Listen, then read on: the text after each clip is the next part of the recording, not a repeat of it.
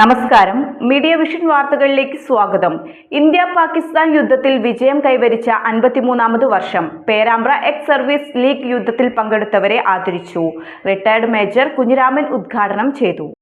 1971-ൽ പാകിസ്ഥാനുമായുള്ള യുദ്ധത്തിൽ ഇന്ത്യ നേടിയ ഐതിഹാസിക വിജയത്തിന്റെ 53ാമത് വാർഷികം Kerala state ex services league Perambra unit ചിരാതിൽ ദീപം തെളിയിച്ച് ആഘോഷിച്ചു.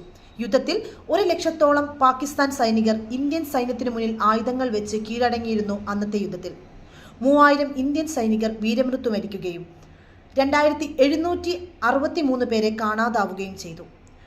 12000-ഓളം പേർക്ക് പരിക്കേൽക്കുകയും ചെയ്തു.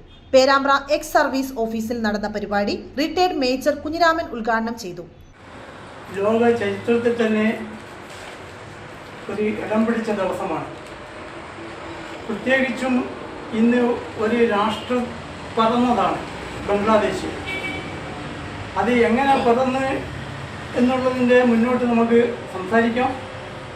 1971 3-ാം തീയതി മുതൽ 16-ാം തീയതി വരെയായിരുന്നു യുദ്ധം.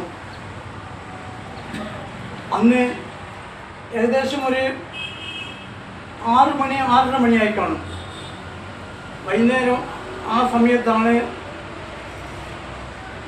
നമ്മൾക്ക് ഇന്ത്യയിലെ മാക്സിമം അല്ലെങ്കിൽ ഇത് പഞ്ചാബ്, UP എന്നീ എയർഫീൽഡിലാണ്. എയർഫീൽഡിൽ ആദ്യം ബോംബാണ് വർഷിച്ചത് പാകിസ്ഥാൻ. എന്നതിന് ശേഷമാണ് 3 സേനയും ചേർന്നിട്ടുള്ള യുദ്ധമാണ് പിന്നീട് ആരംഭിച്ചത്. ഇതൊരു വലിയൊരു യുദ്ധമായിരുന്നു.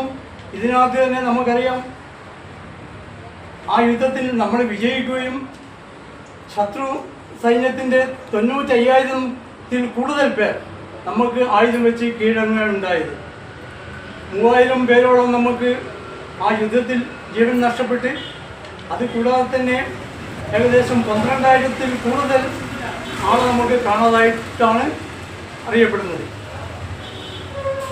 ഇന്നത്തെ ഈ യുദ്ധം അല്ലെങ്കിൽ ഇന്നത്തെ ഈ നമ്മളിവിടെ കൂടി യുദ്ധത്തിൽ പങ്കെടുത്ത വീരസൈനികരായ ഗംഗാധരൻ മാരാർ, UP കുഞ്ഞികൃഷ്ണൻ എന്നിവരെ ഓഫീസിൽ വെച്ചും കമ്മളി ശങ്കരനെ അദ്ദേഹത്തിന്റെ വീട്ടിലെത്തിയും ഷാൾ അണിയിച്ച് ആദരിച്ചു. വാഴയിൽ സുരേഷ്, പ്രേമൻ എന്നിവർ ആശംസകൾ അർപ്പിച്ച് സംസാരിച്ചു.